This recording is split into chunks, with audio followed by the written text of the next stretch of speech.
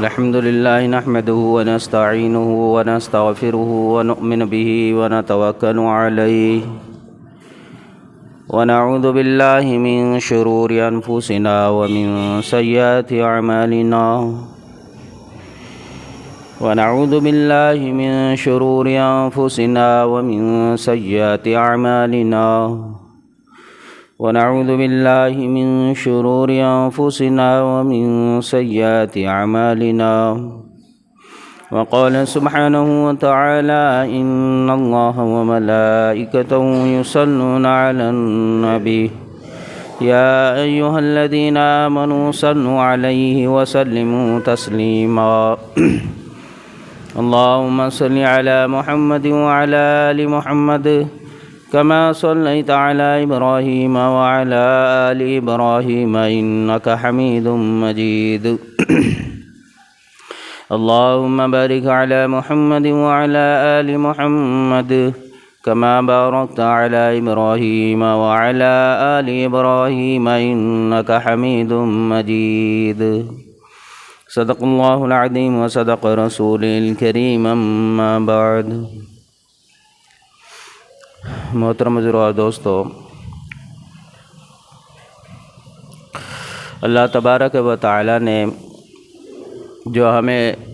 دنیا کی تمام نعمتوں سے بڑھ کر جو عظیم الشان نعمت عطا فرمائی ہے،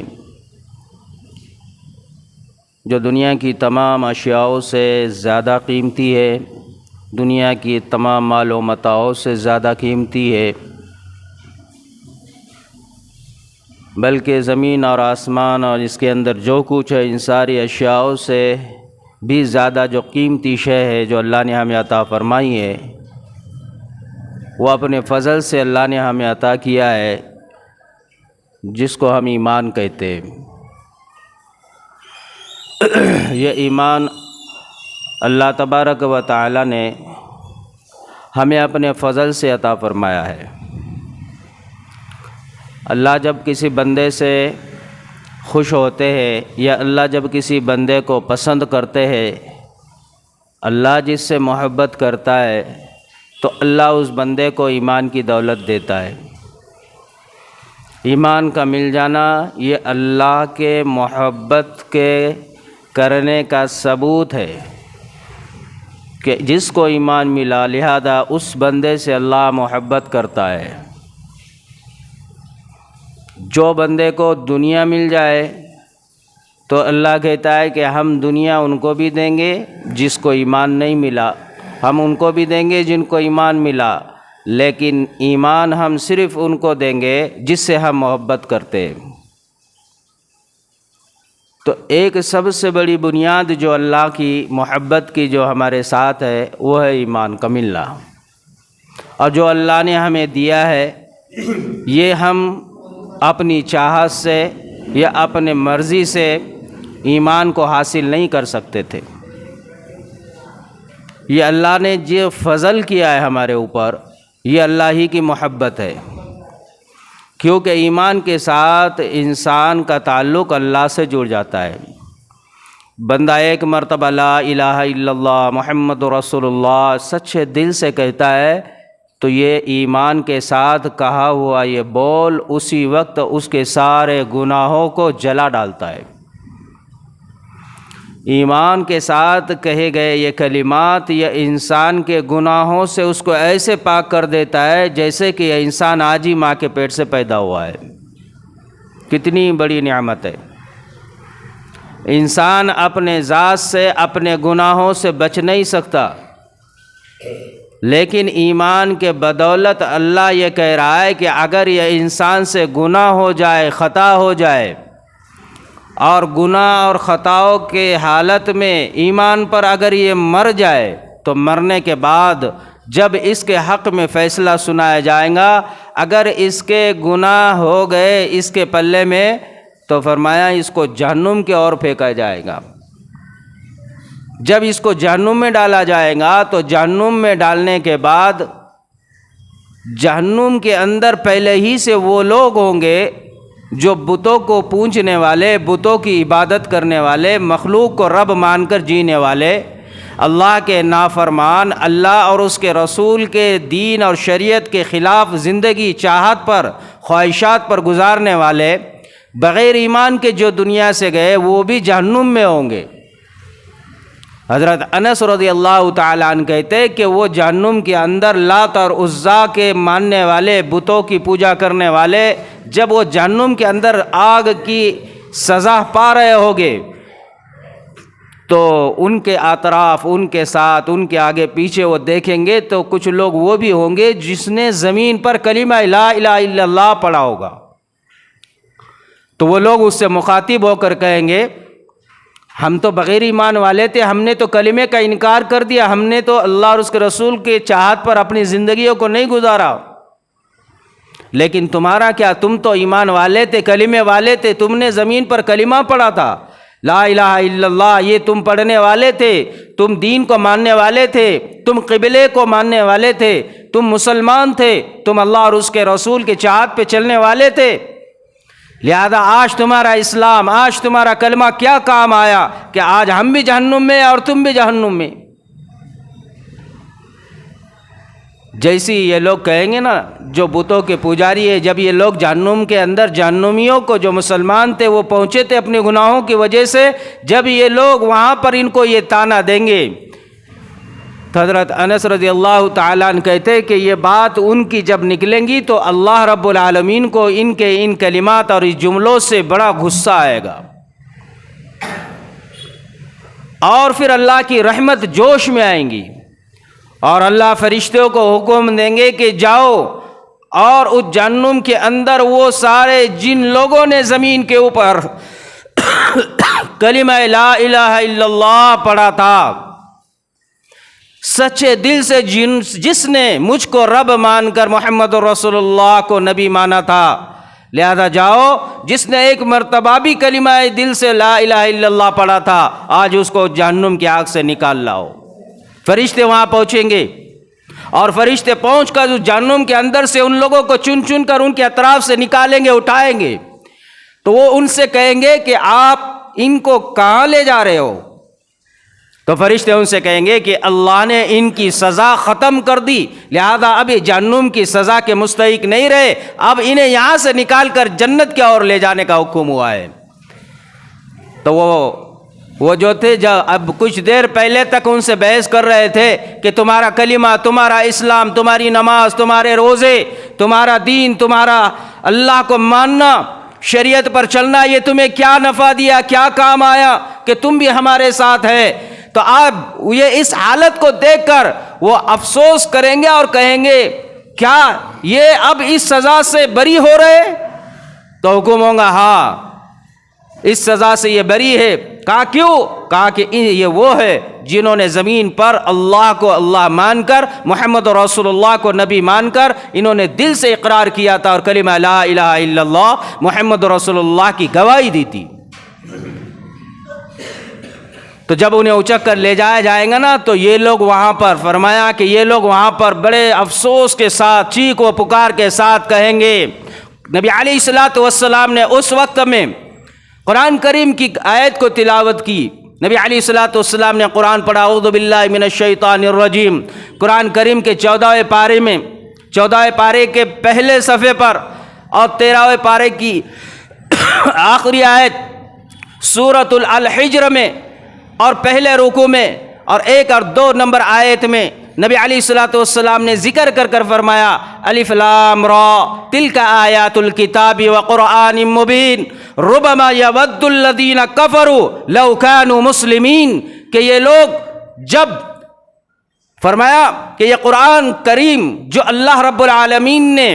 قرآن کریم جو کتاب جو اتاری ہے، جو حق ہے، اللہ اس میں کہتا ہے ربما یود الذین کفروا، کہ وہ جب دیکھیں گے یہ فرشتے ان کو اٹھا کر جہنم کی عذاب سے نکال کر جنت کی طرف لے جا رہے ہیں تو یہ چیخ چیخ کر کہیں گے کاش لو کانوا مسلمین، ہم بھی مسلمان ہوتے اور ہم بھی زمین پر کلمہ پڑھتے اور ہم بھی ایمان لے آتے اور ہم بھی اللہ کو مانتے اور ہم بھی محمد رسول اللہ کو نبی مانتے، لو کانوا مسلمین، کتنا اچھا ہوتا، کاش کہ آج ہم بھی جو ہے پڑھنے والے ہوتے تو ان کے ساتھ نکال کر جنت میں پہنچ جائے جاتے۔ تو یہ کلمہ لا الہ الا اللہ جس کو پڑھنے کی اللہ نے توفیق دی اور جس کو ماننے کی اللہ نے توفیق دی اور جو اس کو مان کر دل میں بٹا کر اس کو لے کر چلتا ہے، جو اس کو مان کر اس کے مطابق اپنی خواہشات اور اپنے نفس کو تابع میں رکھ کر اللہ اور اس کے حکم پر اپنے آپ کو چلاتا ہے، تو یہ کلمہ، یہ ایمان، یہ بول انسان کو زمین پر بھی نفع دے گے، موت پر بھی نفع دے گے۔ اگر گناہ انسان سے صادر ہو جائے اور اس کے بدولت جہنم میں چلا جائے تو وہاں سے نکالنے کا جو ذریعہ بنے گا وہ کلمہ لا الہ الا اللہ ہوگا۔ جب یہاں سے نکالے جائیں گے اللہ کی رحمت اتنی جوش میں آئیں گی، ان کو لے جا کر جب جنت میں پہنچایا جائے گا تو جنت میں پہنچنے کے بعد بھی جنت کے اندر یہ کہا جائے گا دیکھو یہ جہنم سے چھوٹ کر آئے، یہ جہنمی ہے، جہنم سے چھوٹ کر آئے۔ تو ان کو جب جہنمی کے نام سے جنتی پکاریں گے تو یہ انہیں گوارا نہیں دے گا، اچھا نہیں لگے گا، تو وہ اللہ سے فریاد کریں گے اللہ تو نے یہ کرم تو کر دیا ہمارے اوپر کہ جہنم سے نکالا، لیکن اب یہ جو جنتی لوگ ہمیں جہنم کے نام سے پکار رہے ہیں، اللہ یہ نام بھی ہمارا مٹا دے۔ اللہ کی رحمت پھر جوش میں آئیں گی، اللہ کہیں گا ہاں ہاں تم نے زمین پر لا الہ الا اللہ پڑھا تھا، سچے دل سے گواہی دی تھی، یہ بات کہ تم نے گناہ کیے ہیں اس کے بدولت سزا پا رہے تھے، لیکن آج وہ کلمے کے بدولت جہنم کے اندر سے نکال کر جنت میں پہنچانے کے بعد جو جہنمی کا لقب تمہیں ملا تھا آج میں وہ بھی تم سے مٹاتا ہوں۔ اللہ فرشتوں کو حکم دیں گے ان کو لے جاؤ اور لے جا کر اس نہر کے اندر انہیں جو ہے غسل کراؤ۔ جب ان کو غسل کرایا جائے گا تو ان کے پیشانی پر جو ایک داغ ہوگا جو جہنم کی علامت تھی، جو نشان تھا، وہ بھی مٹ جائے گا اور جس کے ذریعے سے ان کا جو نام تھا جہنمی وہ بھی نکل جائے گا اور جنتی پھر دوبارہ انہیں جنتی کے نام سے پکارے گے۔ اب یہ اتنا خوش ہوگا، وہ کہیں گا دیکھو میں نے کلمہ پڑھا تھا، اللہ پر ایمان لے آیا تھا، محمد رسول اللہ کو نبی مانا تھا، تو اس کا بدل مجھے کتنا بہتر ملا کہ آج مجھے جہنم سے بری کر کر اللہ نے جنتی بنا دیا۔ تو جب یہ انسان زمین کے اوپر جو کلمہ اللہ نے ہمیں عطا فرمایا اور جو ایمان اللہ نے ہمیں عطا فرمایا ہے، اگر بندہ اس پر تھوڑا سا توجہ دے، تھوڑی سی فکر کرے، یہ کیا ہے جس کو ہم کہتے ہیں، یہ کون سے بول ہے جس کو ہم پڑھتے ہیں، یہ کون سے کلمات ہے جس کا ہم ورد کرتے ہیں، اگر ہم نے اس کو سمجھ لیا اور اگر ہم نے اس کے مطابق اپنے آپ کو چلایا اور اس کے مطابق اپنے آپ کو آگے بڑھایا تو پھر یہ ہماری زندگی دنیا کی بھی اللہ کہتا ہے کہ ہم انہیں خوشحال بنائیں گے۔ قرآن کہتا ہے کلمہ پڑھنے والے، اس کی گواہی دینے والے، اللہ کو ماننے والے ایسے ہی نہیں ہوتے کہ صرف زبان سے بول دے اور پھر اپنے آپ کو کسی اور راستے پر اپنے خواہشات پر چلائے۔ ایمان والے اور بغیر ایمان والے ان دونوں کو الگ الگ کر دیں گے۔ جس نے اللہ کو مانا، رسول کو مانا، اللہ انہیں اور ایمان والے اور بغیر ایمان والوں کو اللہ الگ الگ کر دیں گے۔ قرآن کریم میں 5ویں پارے میں اللہ رب العالمین فرماتا ہے سورہ نساء میں وَمَن يُطِعِ اللَّهَ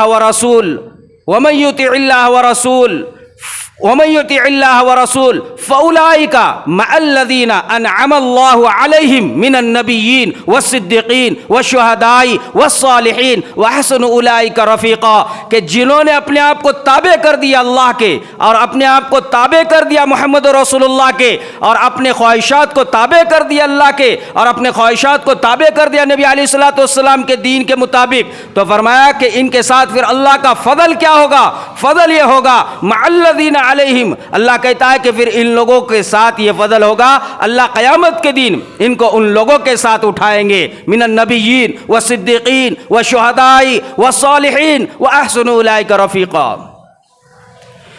کہ صرف کلمہ پڑھنا یہ انسان کے لیے دنیا میں تو نفع دے گا لیکن آخرت میں اتنا بڑا نفع دے گا کہ یہ کلمے کے بدولت اللہ اس کو کھڑا کریں گے نبیوں کے ساتھ، کھڑا کر دیں گے اللہ صدیقوں کے ساتھ، کھڑا کر دیں گے اللہ انہیں شہیدوں کے ساتھ، کھڑا کر دیں گے اللہ انہیں صالحین کے ساتھ۔ یہ کوئی چھوٹے موٹی ہستیاں نہیں ہے جس کو قرآن کہتا ہے من النبیین والصدیقین والشہداء والصالحین۔ اب اللہ کہہ رہا ہے یہ میرے خاص بندوں کے قریب کون لوگ ہوگے؟ یہ وہ لوگ ہوگے وَمَن يُطِعِ اللَّهَ وَرَسُولَهُ، جس نے رسول کی اطاعت کی، جس نے اللہ کی اطاعت کی اور جس نے اپنی خواہشات اور اپنی لذتوں کو اور اپنی چاہتوں کو اللہ اور اس کے رسول کے مطابق پیچھے کر دیا۔ آج ہم چاہتے تو ہے کہ نبیوں کے ساتھ ہو، صدیقوں کے ساتھ ہو، شہیدوں کے ساتھ ہو، لیکن زمین پر ہم جینا اپنے خواہشات کے مطابق چاہتے ہیں۔ ہماری صبح ہمارے خواہشات پر، ہماری شام ہماری خواہشات پر، ہمارا کھانا، ہمارا پینا، سونا، چلنا، ہمارے کمائیوں کے طریقے اور ہمارے خوشیوں کا ڈھنگ اور ہمارے جو ہے غم والا وقت، ہماری انفرادی اور اجتماعی کی زندگی، ہماری اندھیرے اور اجالے کی زندگی، ہمارا اکیلا اور لوگوں کے ساتھ کا رہنے کا رویہ، ہم اپنے ذات سے ہم سوچے مساجد کی زندگی اور باہر کی زندگی، ہم اپنے ذات سے سوچے کہ ہم اپنے آپ میں، اپنے گھر میں، اپنے اہل وعیال میں اور اپنے دوستوں کے ساتھ، ہم اپنے بیویوں کے ساتھ کا رویہ، دوستوں کے ساتھ کا رویہ، ماں باپ کے ساتھ کا رویہ اور دوست اور احباب کے ساتھ کا رویہ، بھائی بہن کے ساتھ کا رویہ اور باہر کے لوگوں کے ساتھ کا رویہ، کیا ان سارے اشیاء میں، ان سارے چیزوں کے درمیان ہمارے ان اشیاء میں زمین اور آسمان کا فرق نہیں ہے؟ کیونکہ ہم وہاں پر کچھ اور ہے تو یہاں پر کچھ اور ہے۔ وَمَن يُطِعِ اللَّهَ وَرَسُولَهُ اس کو نہیں کہتے، وَمَن يُطِعِ اللَّهَ وَرَسُولَهُ کس کو کہتے ہیں؟ حضرت زید رضی اللہ تعالیٰ عنہ کو، حضرت زید رضی اللہ تعالیٰ عنہ کو صفوان نے پکڑ لیا، صفوان بن امیہ نے، اور اس نے آ کر ان کو دبوچ لیا اور ان کو لے کر سزا دینے کے لیے اسلام میں داخل ہو گئے، نئے نئے مسلمان بن گئے۔ جیسے مسلمان بن گئے ان کو لے جانے لگ گئے، پکڑ کر تو لے جانے لگ گئے تو انہوں نے جو ہے سفیان کے حوالے کر دیا۔ سفیان نے انہیں لے کر جو ہے مسجد حرام سے، وہاں سے اس کے حدود سے ان کو پکڑ کر باہر لے جانے لگ گئے۔ جیسے راستے میں جانے لگ گئے تو پکڑ کر جھنجھوڑ کر کہا کہ زید، میں تمہیں اللہ کی قسم دے کر کہتا ہوں، کیا تم یہ پسند کرتے ہو، کیا تم یہ پسند کرتے ہو کہ تمہاری جگہ محمد رسول اللہ ہو اور ہم انہیں جو ہے قتل کر دیں؟ نعوذ باللہ۔ کیا تم یہ پسند کرتے ہو کہ تمہاری جگہ وہ ہو، ہم انہیں قتل کر دے اور تمہیں آزاد کر دے، اور تم اپنے بیویوں کے ساتھ، اپنے بچوں کے ساتھ، اپنے مال و متاع کے ساتھ، اپنے اہل وعیال کے ساتھ، اپنے گھر والوں کے ساتھ، اپنے رشتہ داروں کے ساتھ، اپنے باغات کے اندر، اپنے ہر وہ چیز جس سے تمہارا دل لگا ہے، تم اس کے اندر خوش و خرم کی زندگی جی سکو؟ حضرت زید رضی اللہ تعالیٰ عنہ وہ تھے، انہوں نے اپنی خواہشات کو ترجیح نہیں دی نبی کے سامنے، انہوں نے اپنی چاہت کو ترجیح نہیں دی اللہ اور اس کے دین کے سامنے، انہوں نے اپنے آپ کو ترجیح نہیں دی نبی اور اس کے دین کے سامنے، بلکہ جب اگر ان کے خواہشات دین اور نبی کے سامنے ٹکراؤ میں آ جاتے، انہوں نے اس خوشیوں کو توڑ دیا، چھوڑ دیا اور اس سے اپنا منہ موڑ لیا۔ یا ایسے ہے، یہ کہتے ایک پکارنے والے نے پکارا کہ اللہ پر ایمان لے آؤ، ہم نے انہیں مان لیا اور فوراً کہا لا الہ الا اللہ، اس نبی کے بعد پر ہم نے لبیک کہا، اور ایسا لبیک کہا اور ایسا کلمہ ہم نے پڑھا کہ پھر دوبارہ ہمیں یاد نہیں دلانا پڑا کہ تم مسلمان ہو، دوبارہ یاد نہیں دلانا پڑا کہ مسلمان کہتے کس کو ہوئے، دوبارہ یاد نہیں دلانا پڑا کہ اطاعت کس کو کہتے ہیں، فرما برداری کس کو کہتے ہیں، اور نبی کی تابعداری کس کو کہتے ہیں، اللہ کے حکم پر چلنا کس کو کہتے ہیں۔ وہ کہتا ہے قرآن کہ پھر انہیں یاد نہیں دلانا پڑا، جب نبی نے کہا کر دو تو کرنے کو تیار، جب نبی نے کہا چھوڑ دو تو چھوڑنے کو تیار، جب نبی نے کہا کہ یہ چیز تمہارے لیے صحیح نہیں، چاہے وہ کتنی عزیز کیوں نہ ہو، اس کو انہوں نے چھوڑ دیا، اپنے خوشیوں سے نکال کر اسے فنا کر دیا، لیکن اس کو پسند نہیں کیا جس کو نبی نے پسند نہیں کیا تھا۔ پھر وہ صحابی کہتے، حضرت زید رضی اللہ تعالیٰ عنہ کہتے،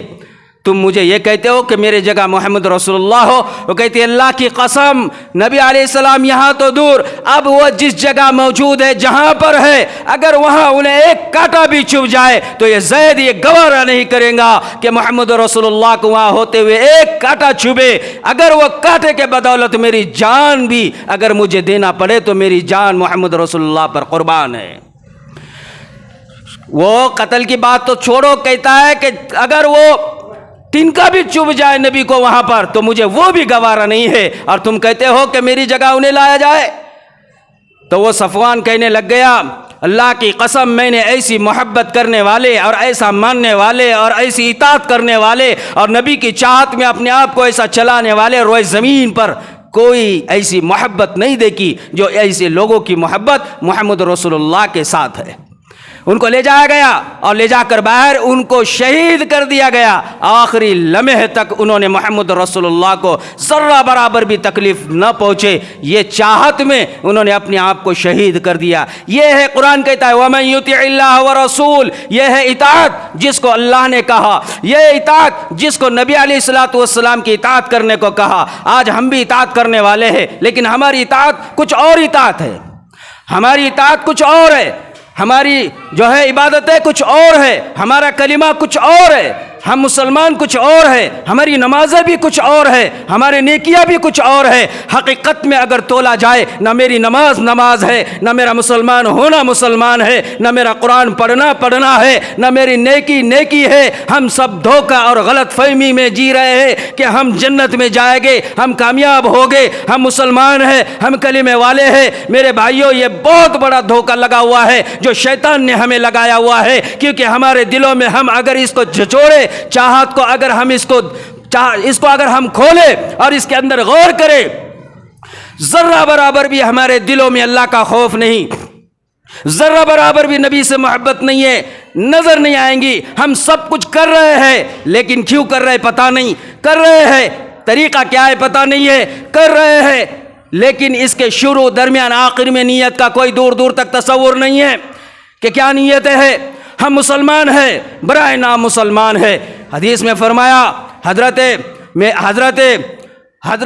مہدی رضی اللہ تعالیٰ جب یہ لڑنے کے لیے نکلے گے، 12,000 کا لشکر ہوگا حضرت عیسیٰ علیہ نبی علیہ السلام کے ساتھ، اور ان کے ساتھ جو واحد روئے زمین کے ایسے انسان ہوں گے جن کا ایمان پکا، یہ وہ ہوگے جو مسلمان، یہ وہ ہوگے جو اطاعت کرنے والے، یہ وہ ہوگے جو مسلمان ہوگے، یہ وہ ہوگے جو اللہ اور اس کے رسول کو ایسے آخری حد تک اپنے آپ کے دل میں بٹھانے والے ہوگے کہ فرمایا صرف یہ 12,000 ہوگے، جب آواز لگے گی تو جو آگے آئے گے اور لشکر کے ساتھ مل کر لوگوں سے، ان ظالموں سے، اس دجال سے، اس یہودیوں سے لڑنے کے لیے یہ 12,000 کا لشکر کھڑا ہو جائے گا۔ یہ 12,000 روئے زمین کا پورا کل سرمایہ ہوگا جس کو ایمان والے کہا جائے گا۔ 12,000 کے علاوہ اوپر پھر ایک بھی جو نہیں آنے والا، جو جتنے مخلوق ہے، جتنے لوگ بچے ہوئے ہیں، اب اس میں کوئی ایمان والا نہیں بچا، کوئی ایمان والا نہیں بچا۔ پورے ایمان والوں کی جماعت میں صرف پورے زمین سے چھانٹ کر جمع کر دیا جائے گا تو فرمایا صرف 12,000 لوگ ہوں گے۔ تو اب ہمارا نمبر کہاں آتا ہے؟ ہم واقعتاً ایمان والے ہیں؟ ہم واقعتاً مسلمان ہیں؟ کیا واقعتاً ہم اللہ اور اس کے رسول کی اطاعت کرنے والے ہیں، یا پھر سراسری رسمی نام والے ہیں؟ میرے بھائیوں، ہم سوچے، پتہ چل رہا ہے زمین پر اس وقت میں صرف 12,000 ہو گئے جو مومن ہو گئے، مسلمان ہو گئے، ایمان والے ہو گئے۔ آج ہم ہمارے اپنے ذات سے دیکھے، کلمہ لا الہ الا اللہ ہم نے پڑھا ہے، نہ ہمارے زبان پر اس کے بول صحیح، نہ اس کا معنی اور مطالب کا ہمیں کئی دور دور تک جو ہے تو اس کا خیال ہے۔ ہم پڑھتے کیا ہے، کہتے کیا ہے، اس کا میننگ کیا ہے، اس کا ترجمہ کیا ہے، اس کا مطلب کیا ہوتا ہے، یہ پڑھنے کے بعد کرنا کیا ہوتا ہے، اور اس کے بعد ذمہ داریاں کیا آتی ہے، اور اس کے بعد ہمیں کرنا کیا ہوتا ہے۔ آج ہمارے اعمال کو ہم ٹٹولے، مسلمان ہے نمازیں کوئی نہیں، مسلمان ہے قرآن کوئی پڑھنے نہیں آتا ہمیں۔ ایسے مسلمان جو مسلمان کو قرآن ملا، نماز ملی، ایمان ملا، زکوٰۃ ملی، اللہ نے نیکیاں دی، صدقات جیسے اعمال دیے، اللہ نے وہ خیر کے کام دیے جس کو کرنے کے لیے اللہ نے کہا ہے، اگر وہ بندہ ان سارے چیزوں سے غافل رہے اور پھر کہے میں مسلمان ہوں۔ آج روئے زمین پر جو شرک ہو رہا ہے، یہ کافر لوگ اور یہ کفرانیت کرنے والے، یہ یہود اور نصارہ اور یہ مشرکین جو شرک کر رہے ہیں، میرے بھائیوں یہ تو شرک اپنی جگہ ہے، لیکن ان سے زیادہ شرک جو ہو رہا ہے وہ ہمارے گھروں میں ہو رہا ہے۔ ان سے زیادہ جو شرک کے کام ہم کر رہے ہیں وہ مسلمان کلمے والے کر رہے ہیں۔ ایک مسلمان ہو کر شرک والے کام کرے، گھر میں شرک کرے، باہر شرک کرے، بازار میں شرک کرے، یقین اور عقیدہ اتنا نیچے چلا جائے اس کو پتہ ہی نہیں شرک کیا ہے، کفر کیا ہے، مسلمان کس کو کہتے ہیں۔ آج ہم خود ٹٹولے ہمارے اپنے ذات سے، ہم چھوٹی چھوٹی باتوں میں دنیا میں اگر کوئی چاہت اگر ہمارے دل میں آ جائے، ہم نے مخلوق کی طرف اپنے آپ کو جوڑا، اللہ سے اپنے آپ کو توڑا۔ نماز، ذکر، تلاوت، قرآن، توکل، اللہ پر یقین، یہ تو دور دور تک ہمارے اندر ہے ہی نہیں، اور پھر ہم مسلمان ہیں۔ کیا اس ایمان کے ساتھ یہ انسان جنت میں جا سکتا ہے؟ کیا اس ایمان کے ساتھ یہ انسان کامیاب ہو سکتا ہے؟ آج ہماری نمازیں ہمارے سر کا درد نہیں ختم کر رہی۔ آج ہماری نمازیں ہمارے گھروں کے اندر چولہے جلانے کے لیے اور چولہے پر پکوان جو ہے تو بنوانے کے لیے اتنی حیثیت نہیں ہے کہ ہم یہود اور نصارہ جیسے کھانوں کو کھا سکے۔ ہماری نمازیں اور ہماری عبادتیں، میرے بھائیوں، ہم اپنے گھر کے اندر خوشحالی زندگی نہیں گزار سکتے۔ تو یہ ہمارے اعمال کا ہم خود تصور کرے کہ یہ اعمال میں پاور کتنا ہے، کیا یہ اللہ تک پہنچ رہی ہے؟ ہماری دعائیں ہمارے اوپر، کیا پورے عالم کے اندر جو شیطان نے جال بچھایا، پورے عالم کے اندر جو مسلمان اور مسلمانوں کے خلاف جتنے جو کچھ پلاننگ اور تدبیر اور مکر چل رہا ہے، میرے بھائیوں، یہ جو کچھ ہو رہا ہے، یہ جو کچھ ہو رہا ہے، کیا کہیں پر ہم دیکھتے ہیں، کیا کہیں پر پورے دنیا کے اندر مسلمانوں میں ایسے مسلمان ہیں جو ایسے ہاتھ اٹھائے اور دعا پڑھے اور اللہ سے مدد کو مانگے اور آ جائے؟ صحاباؤں نے جیسے مدد کو مانگا، آج ویسی مدد ہمارے سامنے ہمیں نظر کیوں نہیں آ رہی؟ ہم ذلت پہ ذلت، پست پر پست ہوتے جا رہے، ذلیل ہوتے جا رہے، اور ہمیں لوگ دنیا میں ہر جگہ ہر کام میں پورے امت کے لیے رکاوٹوں پر رکاوٹیں پیدا کر رہے۔ اس کی کبھی وجہ سوچیے؟ کبھی وجہ سوچی؟ ہم نے نہیں سوچی۔ کیوں نہیں سوچی؟ ہمیں لینا دینا ہی نہیں، ہمیں پتہ ہی نہیں ہے کہ ان وجوہات کی جڑ اللہ سے جڑی ہوئی ہے، پتہ ہی نہیں۔ ہم نے اپنے آپ کو اعمال سے دور کر دیا، اللہ سے اپنے آپ کو دور کر دیا، ہم نے اپنے آپ کو مخلوق سے جوڑ دیا، تو ہمیں پتہ ہی نہیں چل رہا کہ یہ سارے جو ہمارے اطراف میں جو جال بچھایا جا رہا ہے یہ کیا ہو رہا ہے۔ اللہ کہتا ہے کہ یہ زمین کے اوپر مسلمان یا پھر چاہے ایسے لوگ جو دعوے کرنے والے ہو، اللہ کہتا ہے نبی کے دور میں صحاباؤں کے ساتھ صف کے اندر کھڑے ہو کر محمد رسول اللہ کے پیچھے حضرت ابوبکر، حضرت عمر، حضرت علی، حضرت عثمان کے ساتھ میں کھڑے ہو کر پڑھنے والے نمازی بھی وہ بھی جہنم میں نکلے، کیونکہ وہ مشرکین تھے، وہ منافقین تھے، کرنے والے اعمال تھے، دکھنے والے نمازی تھے، دکھنے والے نبی کے ساتھ تھے، لیکن پھر بھی وہ جو ہے فرمایا وہ وہاں پہنچے جہاں اللہ نے انہیں پہنچانا چاہا، یعنی جہنم میں۔ کیونکہ ان کے دلوں کے اندر حقیقت والا ایمان نہیں تھا، حقیقت والا اللہ پر توکل نہیں تھا، وہاں ہوتے ہوئے وہ جہنم میں پہنچ گئے۔ تو ہم یہ غلط فہمی میں نہ رہے، ہم مسجدوں میں بھی ہے، ہمارے جو ہے اعمال بھی کچھ ایسے ہیں جس کو ہم رمضان میں نظر لاتے ہیں، کچھ ایسے کام بھی ہے جو گھروں کے اندر بھی ہم کرانے کے کراتے ہیں، لیکن میرے بھائیوں صرف نماز کے مطابق اور اعمال جو ہم ٹوٹے پھوٹے کرتے ہیں، اس پر ہم اپنا فیصلہ ایمان والا ہونے کا نہیں کر سکتے۔ یقین کا صحیح ہونا، ایمان کا صحیح ہونا، یہ اعمال کے لیے اولین درجہ رکھتا ہے۔ ہمارا یقین کیا ہو، ہمارا ایمان کیا ہو، کلمہ لا الہ الا اللہ یہ کیا ہے؟ اللہ نے پھر جو حالات کو پیدا کر دیا یہ یہی ہے کہ تمہارا یقین اللہ سے ٹوٹ گیا، تم نامی مسلمان بن گئے، تم نامی ایمان والے بن گئے، تم نامی نمازی بن گئے۔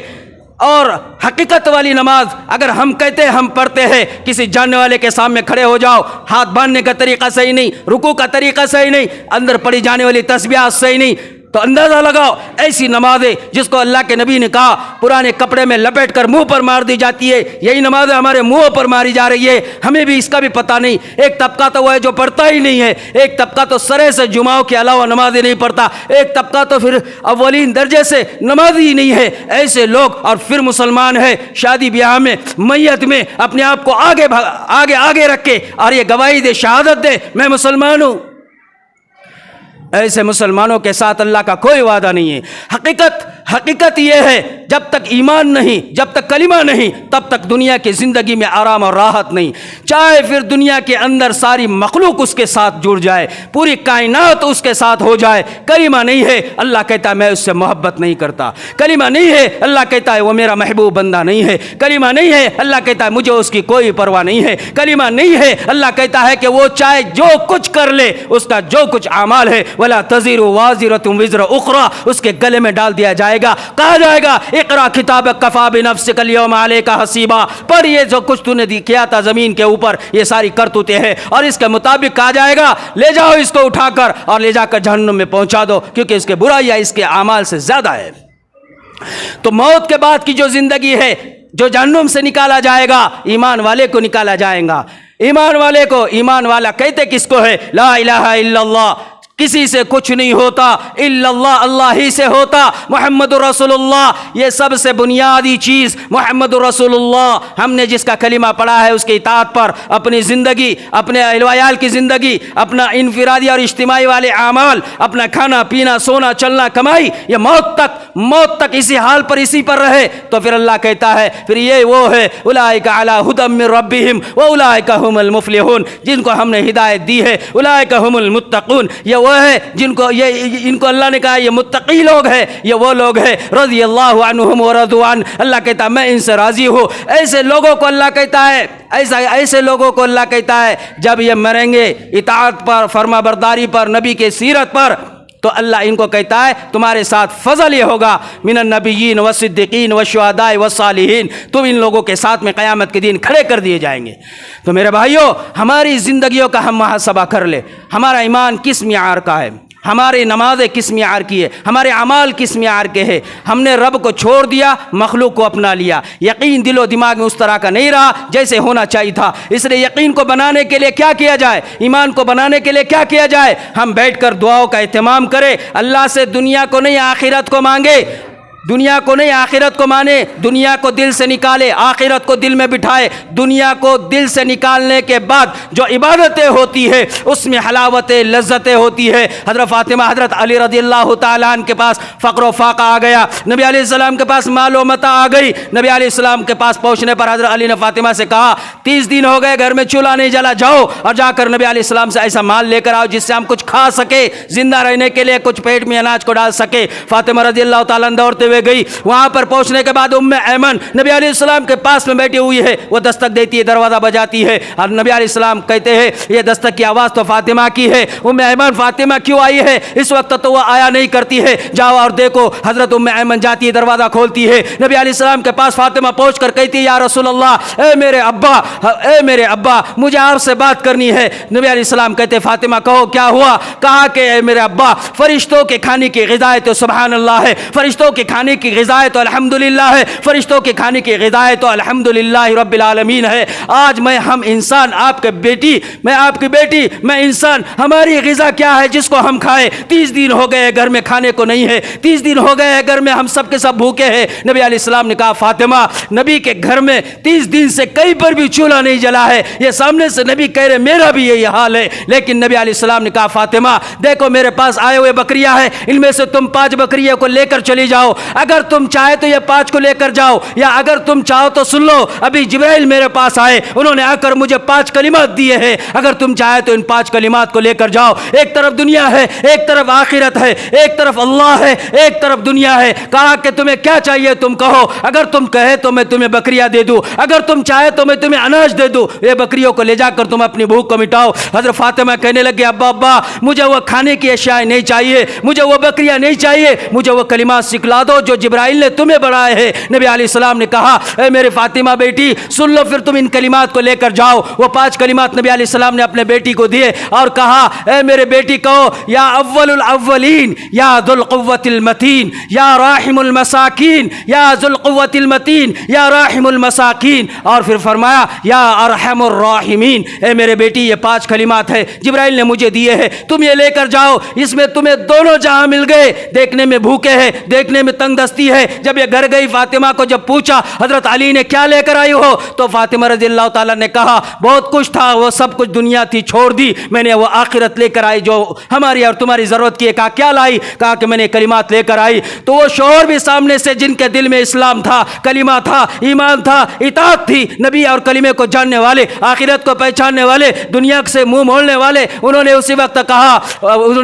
کہا فاطمہ تم نے وہ سودا کر لیا ہے، آج سے پہلے پورے دنوں کے اندر سب سے بہتر دن آج کا دن ہے، کیونکہ آج تم نے جو سودا کیا ہے اس سے پہلے کوئی دن یہ سودا نہیں ہوا ہے۔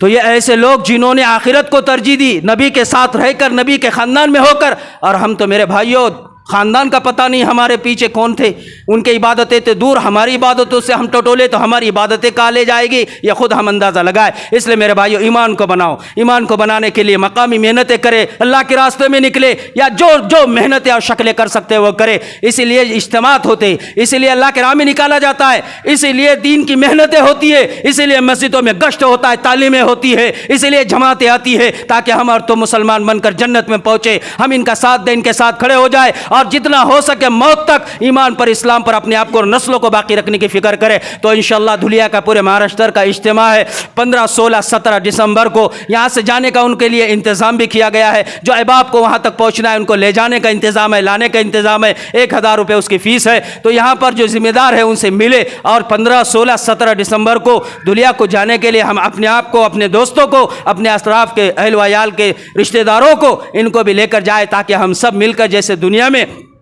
عبادتوں میں، اعمال میں ساتھ ساتھ ہے، آخرت میں بھی جنت میں ساتھ ساتھ جائے۔ اللہ سے دعا ہے اللہ پاک ہم سب کو صحیح معنی میں دین کے کام کرنے کی توفیق عطا فرمائے۔